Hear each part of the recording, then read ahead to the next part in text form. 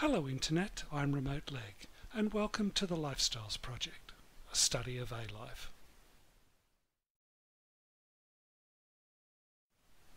The sun has a bug. Energy doesn't dissipate. Does this look bright to you? It looks bright to me. Not only is there lots of light, there's also lots of heat about, which brings us to another bug, and that's these straight line boundaries in the heat. Time to put my investigator hat on. Let's go back and see what the liquids are doing. Oh boy, look at the bow wave of water and foam boiling into space. The sun is moving across the surface like a laser, evaporating everything in its path. If we look at the rainfall, we can see that all the liquids are evaporating, but there's no corresponding rainfall to go with it. Then everything goes black. No more liquid means no more evaporation. Look at the surface, even the solids are being scorched away. Ouch! And where's all this matter going? Well, it's being turned into gas. First air and then ether. After it becomes ether, it has nowhere to go.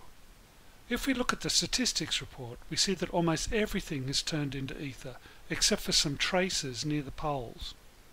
I'm sure these would have also boiled away given time. Let's return to the beginning and take a look at the detailed location information for this central part of the map. See how the tools I built earlier are still proving useful? I built this location screen back in episode 4 when I was trying to figure out why the world turned to salt. I think it's a keeper. I run the simulation once again, and we can see the heat grow a little when the sun passes nearby. But notice the heat doesn't dissipate after the sun moves on. Well, we knew there was a bug, so I expected that. Now fast forward a bit to next summer, when the sun once again is overhead, and we see the heat really shoot up. It stops at 699 because I put a hard limit on quantities of 699. The heat can't go above this, because heat is being treated as a substance. So I think the hardline boundaries you saw at the start are because the substance heat is hitting the limit of 699. So it's not a bug, it's a feature.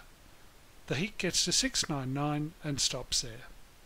I knew there were good reasons for treating heat as a substance. You get a coffee and I'll try and fix this.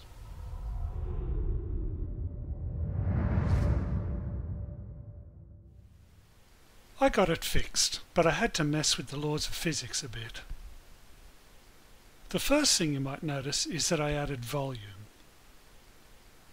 The size of each unit of substance now has volume that directly impacts altitude and pressure. When air boils into ether, it expands from a volume of 4 to 5, and this increases the pressure, causing faster dissipation. Nice, eh? I also changed transmutation into morphing, just because the word seemed closer to what was going on. Morphing rates work the same way, but now I've separated out the energy required to cause morphing. It gives me more control of when things boil and freeze. Dissipation now works in a similar way to the morphing rates. Each figure sets a maximum amount of a substance that can flow to another location. I just prefer the way this works. This means that altitude and pressure are now major players in the physics of the world. The statistics report now shows average altitude and pressure, and the location form is now showing altitude, pressure, evaporation and condensation.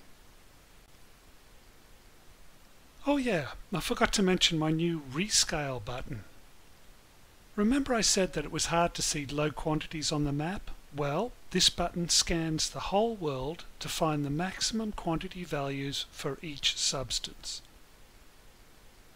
It then uses those values as maximums for the brightness of the green dots and scales accordingly for everything in between. This means I can now scale the gradient colors so low volumes are easier to see. Does this mean we're finally ready to spawn some A-Life? Gee, I hope so. I'm just going to do a little tuning of the morphing rates to increase the mix of gases, liquids and solids, and then we'll see what we got.